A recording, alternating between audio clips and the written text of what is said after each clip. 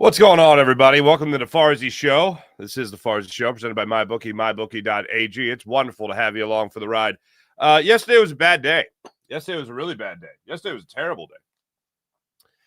First, you start seeing all these reports come out about Ace Bailey and the red flags about Ace Bailey, including one scout telling Keith Pompey of Inquirer.com, specifying and saying, it's not necessarily a huge red flag, but his maturity is really the sign of his age.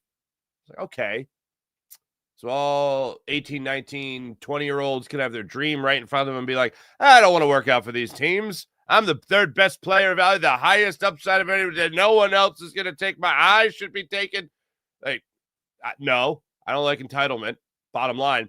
And one scout, I think Keith Pompey in his story paraphrased for the scout by saying he's not like a butthead. A butthead is in italics. So I'm like, is that the word? That's or excuse me, brackets. So I don't know if that was used as the actual word. But the quote is, he's not immature like a butthead. He's goofy, said one scout. Dancing in line. Doing drills, he's dancing.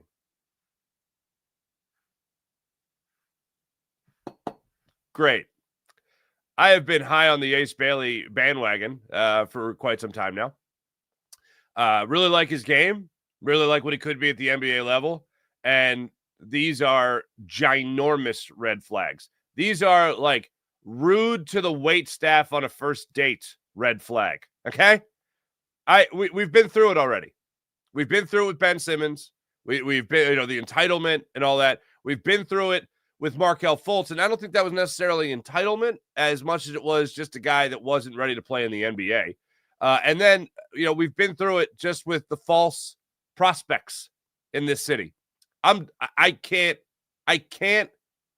continue to dig, but if all these turn out true, now I'm going to wait. I'm going to talk to my man Keith Pompey today for Locked On 76ers. And I'm going to ask the question about Ace Bailey, and I'm going to hear what he has to say. And he's talked to the people that have interviewed him. He's been on the scene. He's seen the man, work out. And I need to know. I need to know how big, how giant these red flags are. Because if it's anything close to entitlement, if it's anything close to not going to work hard, then forget about it. I don't want him I don't want him wearing a 76. And it's not even just him. It's anybody with that type of attitude that you owe me. No, you're welcome that I'm here. My concern when I was watching Ben Simmons play in college was you never want to see you're about to be number one overall pick look like he is disinterested in playing the game of basketball. You want him out there on the court being a killer at all times. And he wasn't that. He was not that at LSU. If you really watched him at LSU, he absolutely looked like a player that was checking a box. And if you also look at him at LSU, I think one of his big games, I think it was against Texas A&M. I remember on this show, we even went through it. The shot chart, everything was in the paint. Everything. And you're like, wait, he actually shot? Well, kind of. In the paint. Baby hooks, dunks, layups, putbacks, all that. But watching him even go through the motions in that game, that's what he was doing. He was going through the motions. I have huge concerns about players that don't have work ethic, and especially players that don't have a work ethic, and they're going to be sitting next to Tyrese Maxey. No thanks. And then on the other side of it, they're going to look at Joel Embiid and be like, oh, look at this guy. This guy gets away with anything he wants. Oh, you could have off-season surgery, then play in the Olympics, then not be ready for the opener for the next regular season? Yeah, okay, that makes sense. One of the big concerns with Joel Embiid and Ben Simmons when they were here in Philadelphia was the overall entitlement. Both here in Philadelphia, overall entitlement. About not going to coaches, not going to teammates, about going to ownership. If you got the bat phone, man, that doesn't work out well. Carson Wentz had the bat phone to Jeffrey Lurie. How did the Carson Wentz era work out? Oh, it was bad? No way. Don't like it. I don't like it one bit. Because very rarely do you ever have a situation where all of a sudden, out of nowhere, Allen Iverson starts getting along with Larry Brown. That wasn't supposed to happen. An Eastern Conference championship wasn't supposed to happen.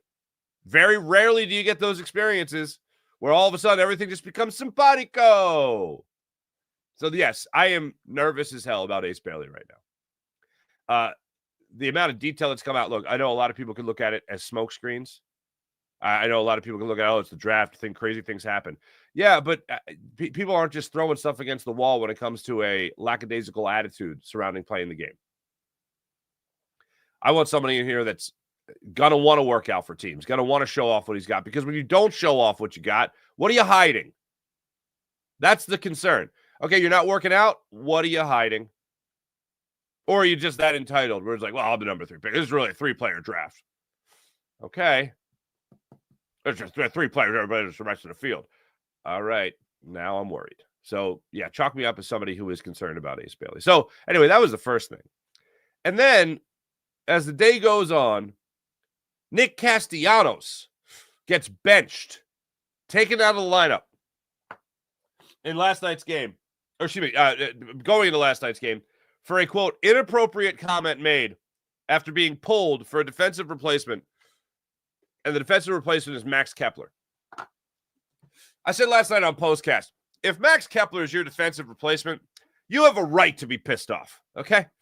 You should be given, hey, 5 seconds, say whatever you want. I know you're going to be upset about this, and just let it rip, fella.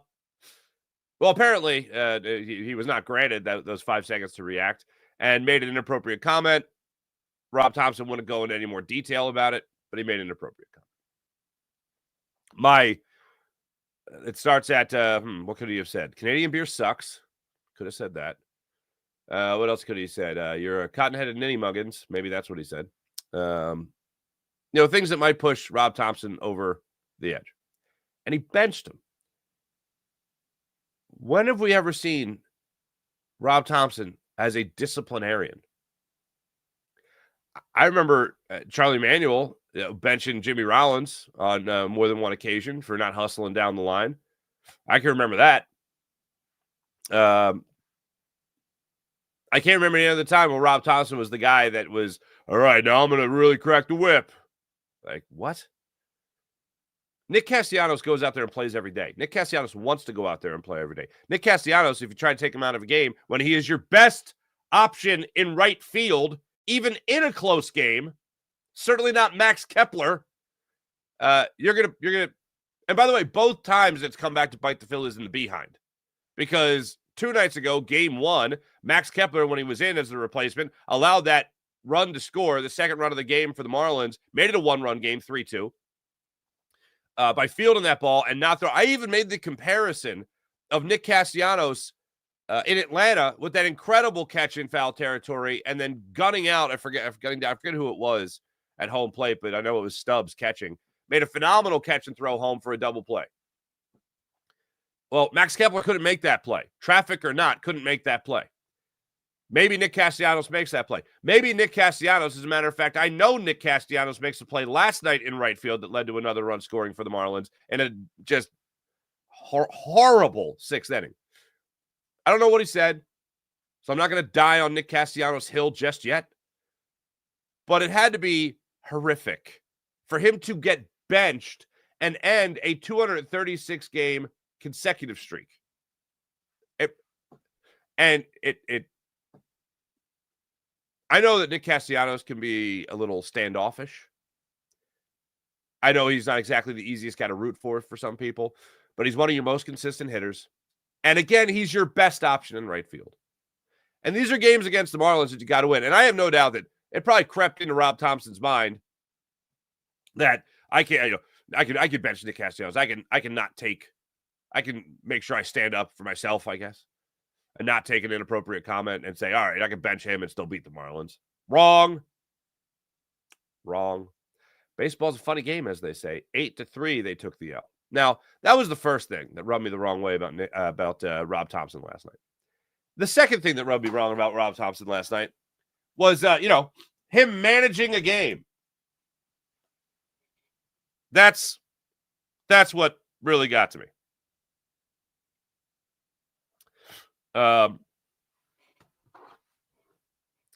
So in the 6th inning, I'm waiting to see who's going to come out of the bullpen. Jesus Luzardo is at 91 pitches. Jesus Luzardo has not looked good, really, at any point in the game that I think, oh, wow, he's really got his good stuff tonight. And I'm also keeping in mind that he's just getting back on track. He had one good start since allowing 20 earned runs in 2 straight starts. He had one good start. So I'm keeping that in the back of my mind. And I'm thinking, you know what? Something that Rob Thomson does that I actually like. I'll tell you what Rob Thomson does that I actually like. Rob Thomson, if he knows a guy is struggling, he'll get him out of the game early, say, hey, you know what? They got 5 innings. They got 6 innings. They should feel good about themselves. I was surprised that Jesus Luzardo came out for the 6th inning at 91 pitches, and balls and strikes last night for Jesus Luzardo. 100 pitches. He threw 103 pitches last night. 59 of them, only 59 of them were for strikes. You mean to tell me that's a guy that's, oh man, he's getting it done for you? Because last night, after the game, Rob Thomson had the cojones to say this about how good Jesus Luzardo looked. Characteristic, really. And I thought he had really good stuff. He was just missing. I mean, it wasn't like he was wild or anything. I think he was just missing. Did it seem like he ran out of steam there in the 6th inning? Well, we sent him out in the 6th. 91 pitches. Still thought he had some left. What made Cal Quantrill so effective? He was just missing all night. I wouldn't call him wild, but I certainly wouldn't call him spot on accurate. What game was he watching last night? Look, 6th inning, you want to talk about Tanner Banks getting dinked and dunked around the infield, a swing and bunt single, a ball off the knob of the bat. Okay. But he got tattooed. One ball was hit right at Brandon Marsh. The one before that, a batter earlier, when he gave up the 2-run home run to Wagaman, that was 406 feet over the left center field wall. Like, there were some really hard hit balls off him yesterday. And again, 59 strikes of 103 pitches. And that guy, he looked good. He's just missing. Well, if he's just missing, then something's off. Especially when you're talking about a guy 1 start removed from 20 earned runs. Said after the game last night he felt good. Said after the game everything's fine. Figure out what's wrong, all that. Because, no, he wasn't horrible last night. But at 5 innings, I thought, all right, bring the bullpen in. He's cooked. And in one breath, last night, and I understand one's a veteran, the other's a young player just making his debut, 5 starts ago, Mick Abel. But last night I was confused when I was talking about Mick Abel, and hold on a second, 2 nights ago, rather. I was confused. Why are you pulling Mick Abel? 77 pitches? Well, he's going to be on regular rest. He's really not used to that with the minor leagues and everything. I mean, even John Kruk last night was confused by it. It's like, isn't that normal? It's like, well, yeah, but, you know. So everything to preserve him. Meanwhile, a guy that has already exceeded his innings from last year and coming off injury and coming off 2 starts where he allowed 20 earned runs, getting back on track in his last start, and then getting back on track. And this one to the tune of, how about this? 5 innings, 2 runs, 2 walks, 6 hits. Okay. That would have been his line last night. But instead, he gets charged for 2 more runs tacked onto that because Tanner Banks, that guy was just snake bit last night. But you know what Tanner Banks needs? He needs to come into a game where there's nobody on base. I don't want Tanner Banks coming into a game where there's runners in scoring position. I don't want Tanner Banks coming in when you have 1st and 2nd and nobody out. I'd rather him just come in with a clean inning. And I also rather Jesus Luzardo exit a game when he's already at 91 pitches. Put it to you this. I'm going to throw another phrase from Rob Thomson back in his face here. You know what Jesus Luzardo did last night? He did his job. He gave you 5 innings last night. Is it a quality start? No, it's not a quality start. But 5 innings, 2 runs. Thank you. 91 pitches. Yeah, I think you're done. And what was he when he went into that 6th inning? He was done. And Rob Thomson said, yeah, I still think he had something left. No, he didn't. Back-to-back walks. Not revisionist history. When I saw it happen, I went, I don't like it. I don't like it one bit. 2 walks. It goes on to a 4-run inning, I think it was. They got 3-run inning. 2 of those runs charged to Jesus Luzardo for last night. So Rob Thomson was not on top of his game last night. That's for sure. A guy that I like to refer to as Tinker Topper from time to time didn't tinker enough as far as this game went last night, especially when it came to his starting pitcher. He tinkered maybe too much when it came to Nick Castellanos. All in all, go through the game last night. It was, I don't know, you felt good. Even after the two-run home run by Wagaman in the second inning, you felt like Jesus Luzardo, all right, fine, he's going to give up a home run. 2 runs is nothing for this lineup. They can come up with 2 runs, especially against the Marlins. Trey Turner got you a run back in the 4th inning with another home run, his 9th of the season, 2nd in as many games. Keep on cooking, man. Got a slider in on the hands and just swiped it. Just absolutely swiped it left field. He is in like World Baseball Classic mode, Trey Turner, this year. You love to see it. That made it a 2-1 ball game. Alec Bohm came up with a 1-out single. Max Kepler got a 1-out single, so he got back-to-back hits. He got runners on first and second with 1 out. Real Muto, unfortunately, went down chasing a high fastball.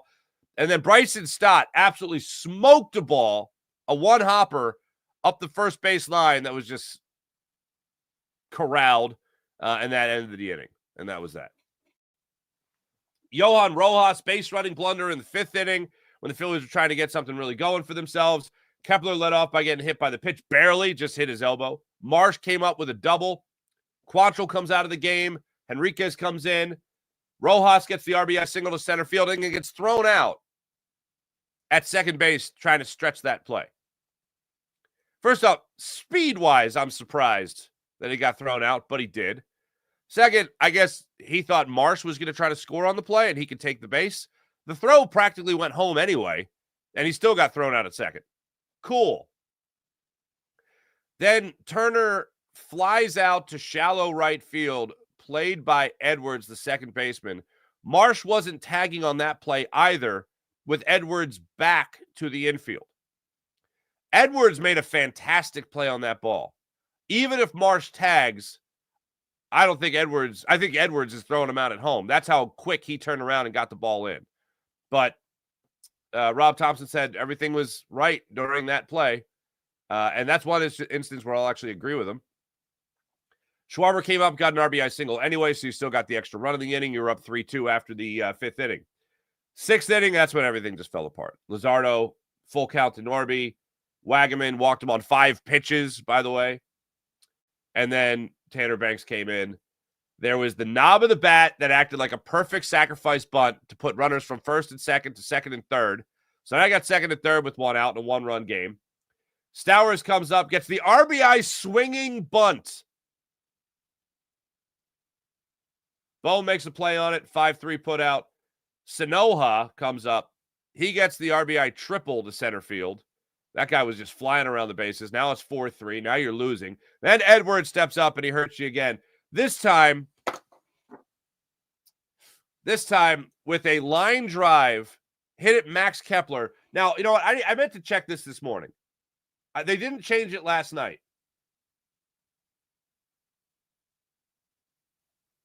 And it is still credited as an RBI single for Edwards. The ball was hit, Xavier Edwards. It was hit at Max Kepler in right field, your replacement of the benched Nick Castellanos. He hits the ball on a rope to Max Kepler in right field. Max Kepler does everything right, charges the baseball, puts the glove out, eyes the baseball. It hits his leather, and it drops to the ground. The explanation given after the game was, yes, it was lost in the lights. I don't think Nick Castellanos is losing that ball in the lights. I think Nick Castellanos is keeping that a 1-run ball game. But the manager had to make a point. Here's what I don't like about it. Well, there's a lot of things I don't like about it, but one more thing I don't like about it is why say inappropriate comment? Why taking him out of the lineup? Give him a break. We need to see if Max Kepler can play right. Anything. Because the minute you say that something was said, we start talking about feelings. Oh, his feelings were hurt, so he benched one of his most consistent hitters and his best option in right field. I still, even last night, I was perplexed that Rob Thomson put Max Kepler in as a defensive replacement in right field. That happened? Nick Castellanos isn't a butcher. He was when he got here. And then something happened in the playoffs on their way to the World Series where he just figured it out. Something clicked. Rarely does it ever happen, but it happened. It made no sense to me. It made no sense. So last night was certainly frustrating to say the absolute least. Bullpen, other than Tanner Banks, Joe Ross came in, gave up a home run. It was not a clean. Michael Mercado came in. He looked terrible. It was a really, really, really bad game last night for your Philadelphia Phillies. I didn't like it one bit. Unfortunately. They're back at it today. Now, here's the deal. The Mets last night, they lost in 10 innings. They were up, I think, 4-1 in the early goings of that game against the Braves. So they lost last night as well. They were up 3-0 in the first inning. Then they were up 4-1 in the fifth. And then they allowed a 3-run eighth inning. And then the Braves at home got last bats in the bottom of the 10th. And they handled the business there to get the win over the Mets. So that's good. That helps out the Phillies. They faced the Mets faced Schwallenbach yesterday. Austin Riley had the game-winning walk-off sac fly RBI. But so the Phillies stay 2 games behind the Mets. Phillies got 2 more games left against the Marlins. Mets have 2 more games left against the Braves before coming to South Philadelphia for that 3-game weekend series on Apple TV, Fox, and then ESPN.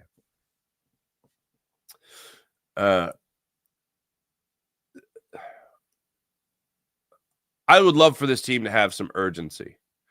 And I felt like yesterday, I mean, bottom line is I want to know what Nick Castellanos said, but even if it's the worst thing, like Canadian beer sucks, even if it's that, Rob Thomson, how do you take him out of your lineup?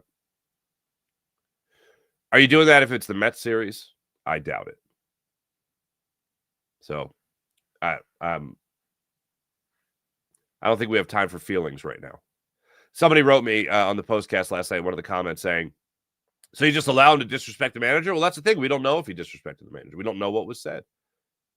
He could have just been pissed off. If I'm Rob Thompson, he'd a battle for a guy you know doesn't like to be taken out of the game. He'd a battle for a guy you know doesn't like to be being taken out of the game. I'm going to ask this question before I get to the chat check. I'm also going to make this statement about Jalen Hurts. I'm just going to say this about Jalen. Number one,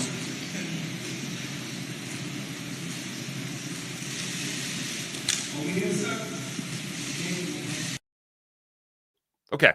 Number two, for the people on the podcast, that was the Super Bowl trophy and Super Bowl MVP in Jalen Hurts' hands. I feel like I've really communicated well my feelings about Jalen Hurts. It used to be that being a second round pick, being a runner-up for the MVP, replacing a franchise quarterback that was short-lived in Carson Wentz, an NFC champion again, and a Super Bowl champion and Super Bowl MVP, that used to be a really good thing.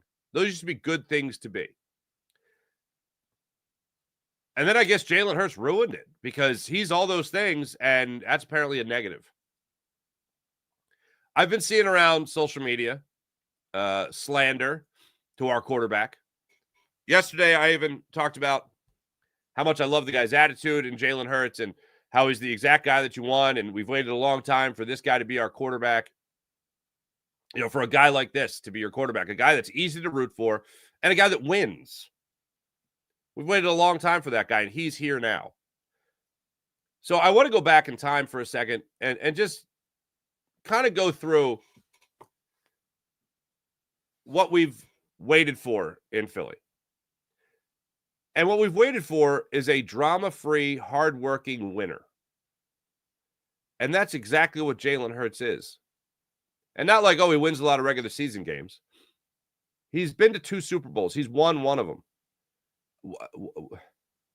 He's what, 26 years old?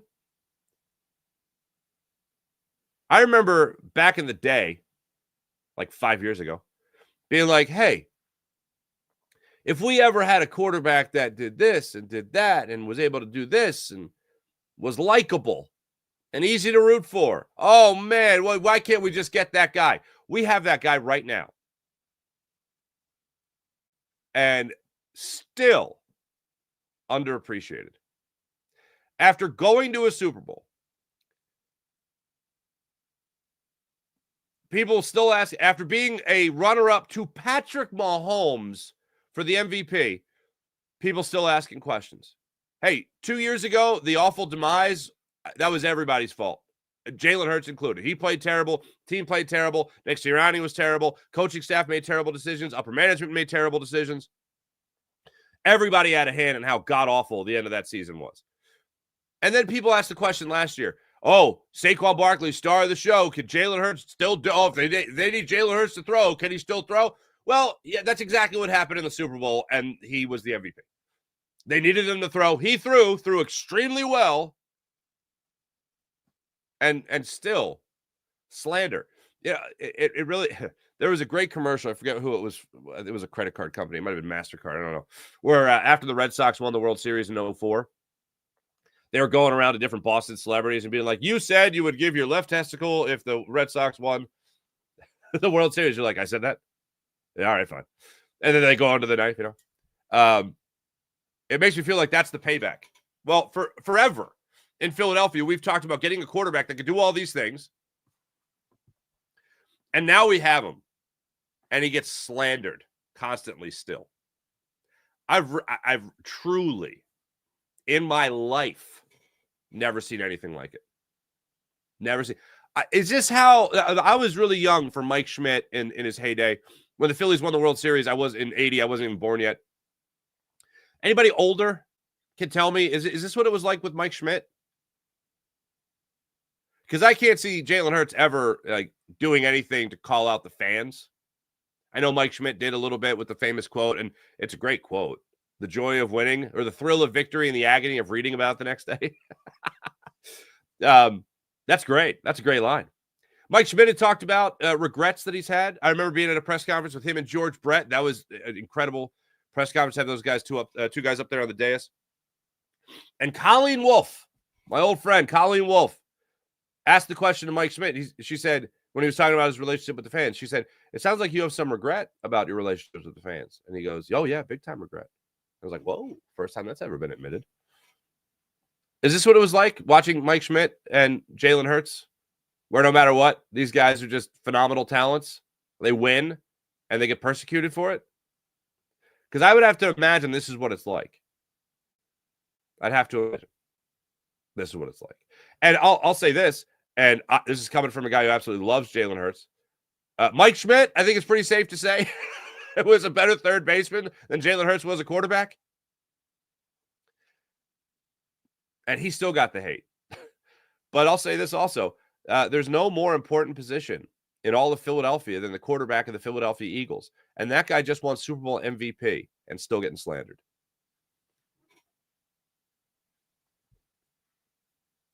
Awful.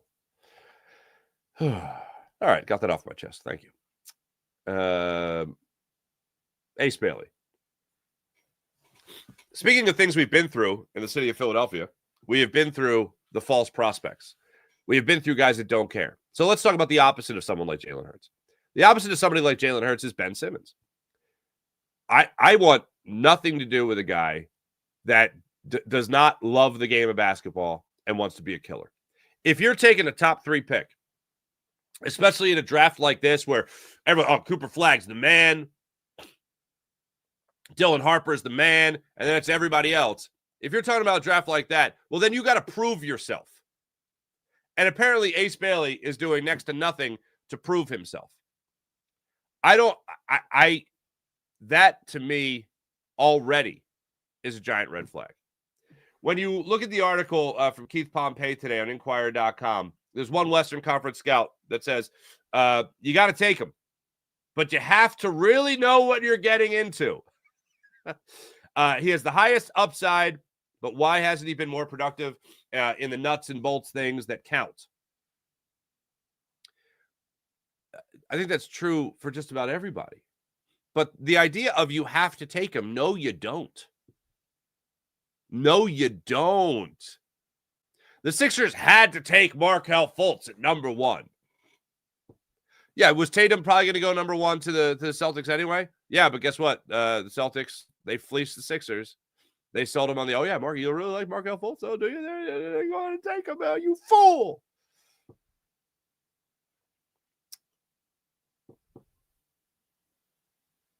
You don't have to take anybody. Next year, the Sixers will be a better basketball team if Trey Johnson is on the Sixers. Next year, the Sixers will be a better basketball team if VJ Edgecombe is taken at 3 overall. Next year, they'll be better. They'll be pretty good with Ace Bailey. They'll be pretty good next year with Ace Bailey. I think they could be great in 3 years with Ace Bailey. But if he's not willing to work and he's more of a distraction and he's more of the guy that you just pound your head against the wall waiting for him to take the next step, like we were waiting for Ben Simmons to learn how to shoot, like we were waiting for Evan Turner to learn how to shoot, well, then you're talking about wasting another pick. Here's the best case scenario for the Sixers. Because I still believe that Ace Bailey has the highest upside, but you're not getting anywhere near upside, near that ceiling. You're not getting anywhere near it unless you love to play the game of basketball and you're willing to work your ass off. Oh, and you want to be a killer. Somebody wrote me yesterday, one of the commenters on Postcat or Locked On Sixers, about how I was disrespecting Joel Embiid, and he's like, "It's not his fault. It's more so Daryl Morey and Nick, not Nick. It was Nick Nurse. It was Brett Brown, Elton Brand, that they didn't mold him into a tougher player." And I'm like, it's been my experience that you don't mold tough players. You don't mold professionals. That was the word he used, professionals. You don't mold professionals. They're born. They just have that in them. They want to work. Tyrese Maxey's a pro. He's an absolute pro. He wants to work. He wants to be a killer. I would love to just have the mentality of Tyrese Maxey in every member of the 76ers. But if you're taking a guy 3 overall, he better have that attitude. And if he doesn't, well, then here's what I think the best case scenario is for the Sixers. They trade back. Ace Bailey falls to 7 or whatever. And the Sixers have an opportunity to get a pick in next year's draft, which they don't. They get an opportunity for another pick in this draft. I know the key teams you can be looking at are the Nets that have the 8th pick, 19th pick, 26th pick. How about that? Utah are at 5 and 21. Maybe you move back in that regard. You have a first round pick, second round pick this year. Nothing next year. You don't have a first round pick in 2017. Then you have the first round pick of the Rockets in 2028 and then 2029. Best case scenario for the Sixers is everyone buys into this Ace Bailey stuff. He can't turn it around. He can't, convince anybody otherwise. And the Sixers have the opportunity to trade back, do it, get more picks, still get Ace Bailey, and he pans out. That's the best case scenario to work out for the Sixers. It's also highly unlikely, unfortunately. But hey, here's the smoke screens. Here's the people just losing their minds as the draft gets closer and closer. Ugh. Good times. We're all having good times. Let's get into the chat check. What's going on, everybody? Nice to see you. Oh, wait, what am I doing? Jeez Louise. Earlier start today got me crazy. Let me tell you about the Game Time app. Download the Game Time app, create an account, use promo code FARZI, and get $20 off your first purchase on the Game Time app. Want to go to the game, the concert, the comedy show? Game Time app has you covered. So download the app, create an account, use promo code FARZI, and get $20 off your first purchase. And how about Game Time Picks? How about that feature? You know what that does? That filters out all the fluff, so you get right down to it. The best seats at the best prices. Phillies back home this weekend against the Mets. Want to go to the game? Game Time app. So download the Game Time app, create an account, use promo code FARZI, get $20 off your first purchase on the Game Time app. How about PHL Sports Nation, Philadelphia Sports Nation, enhancing your Philadelphia sports fan experience across all social media and blogs. That's PHLSportsNation.com. And how about Sky Motor Cars? Check out Brett's amazing inventory at SkyMotorCars.com. Let's get into the chat check now, see how wonderful people are doing. Jerry Von Skyver, what's up, buddy? They need a WAR stat for managers as well. Am I out of line for saying Topper has cost us 5 games this season with his managerial decisions? Certainly blame him for last night. I absolutely blame Rob Thomson for last night. Absolutely. And I would love to see a WAR stat on it. They always say, and you know what? Here's one thing I will credit Rob Thomson for. When he moved on from Joe Girardi, one of the things he had said was, you know, people always talk about, and I've said this for years, so to hear Dave Dombrowski say it, who, yes, is going to the Hall of Fame one day, it makes you feel good. You can't really measure it as far as, now you come up with a WAR stat, yeah, you can measure it. But you can't really measure the atmosphere that a manager is responsible for. Joe Girardi's atmosphere was terrible. And look, I think we've all had a job where we're like, oh, this sucks. Like, this isn't going well. I need to get out of here. That kind of thing. Managers in baseball can certainly inspire that kind of bad clubhouse vibe. That also goes into winning. The overall attitude of the clubhouse that the manager is responsible for. Him digging his spikes in when it comes to Nick Castellanos is odd. Is very odd. Rob Thompson's supposed to have the heartbeat of the clubhouse. That's why he has the job. I'm wondering if it would have happened if Bryce Harper was in the clubhouse. Like, Rob, dude, come on, you can't. You can't. Seriously? Or maybe it would have been the other way. Nick, you can't say that, dude. Come on. Or maybe, Rob Thompson says, go talk to your boy. Something like that. Mike Fuji, what's up, buddy? Good morning. Happy Wednesday. Happy Wednesday. Spurgeon King, what's going on? Good morning. What the pots and pans is going on with Castellanos? I wish I knew. Spurgeon King, if Castellanos said Canadian beer sucks, his head would be in a box like in 7. Leafs don't play around with alcohol and weed. And maple syrup. By the way, Canadian beer sucks is from the John Candy hit classic, not really hit, Canadian Bacon, featuring Stephen Wright, one of my favorite comedians of all time, as a Mountie. The joke is, somebody says, John Candy, what's wrong? And he goes, oh, Canadian beer sucks. And he's at a Canadian hockey game. Or, a hockey game. And then the players just abruptly stop on the ice. The music stops. The organ stops playing. Everyone's dead silent. Turn to look at John Candy. And then everybody starts fighting. Oh, Mike Fuji. Good for Topper. It's about time. Take a Topper side. I guess we weren't all watching the same game. I guess Topper thinks we're all done. Here's the comment. It's the new people join us. Here's what Rob Thompson said about Jesus Luzardo last characteristic, night. Really. And I thought he had really good stuff. He was just missing him. It wasn't like he was wild or anything. I think he was just missing. Did it seem like he ran out of steam there in the 6th inning? Well, we sent him out in the 6th. 91 pitches. Still thought he had some left. What made Cal Quantrill so effective? Let me help here. He did not walk the first batter he faced on 5 pitches. Full count the next one, walked him. 2 runners on. Tanner Banks, come on down. Awful. Awful. Yeah, we were all watching the same thing. No, we weren't. You're right, Jeremy. I guess we weren't all watching the same game. We were not. Spurgeon King, 5 innings, 2 runs would be a quality outing if the Phillies had a competent bullpen. Leaving this pen to pitch 4 innings is unsettling, to say the least. Yeah, but I know Luzardo's cooked. Like, 1 inning isn't, for me, the giant red flag there. 1 inning.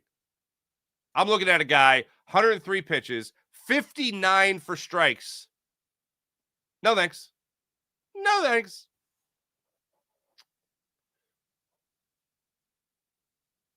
Oh, Sale's on the mound tonight for the Braves? All right, hey, let's go Braves. I don't think I've ever said that. Another day alive, another day for the Sixers to suck, says JD3. Yep, kind of feel the same way. Jerry Von Skyver, Jerry Von said, sorry, Topper, Moosehead sucks. Actually, I got a special place in my heart for Molson. When I turned 21, my best bud, Bennett, I've referenced him on my show. When I turned 21, his parents got me a pounder of Molson. I put it in my refrigerator, and I placed it in there like it was a trophy. Special place in my heart. Why did they get me Molson? I don't know. My guess is somebody gifted it to them, and they just gave it to me because they're not big beer drinkers. I know these people very well. But anyway. Jerry Von Skyber, hello again. If I had to take a wild guess, Casty showed his displeasure to Topper in front of the entire team, making him look bad. So before losing the entire locker room, Topper had no choice but to bet. I would imagine that would be exactly what went down. But if you're dealing with them, and when Rob Thomson was talking about it yesterday, he said, Nick's an emotional guy. He made an inappropriate comment, and he was benched. So there's something interesting there. One, that Nick thought he could get away with saying an inappropriate comment. Like, this guy's not going to be around much longer anyway. Get him out of here. I'll say what I want. And then the other is that he made the comment, or that Rob Thomson looked around and was like, I can't have a guy talk to me like that. I'm a manager of this ball club. And instead of just excusing it, like, okay, hey, we all know Nick, whatever, get out in right field, let's go. That would have been the better option, I believe.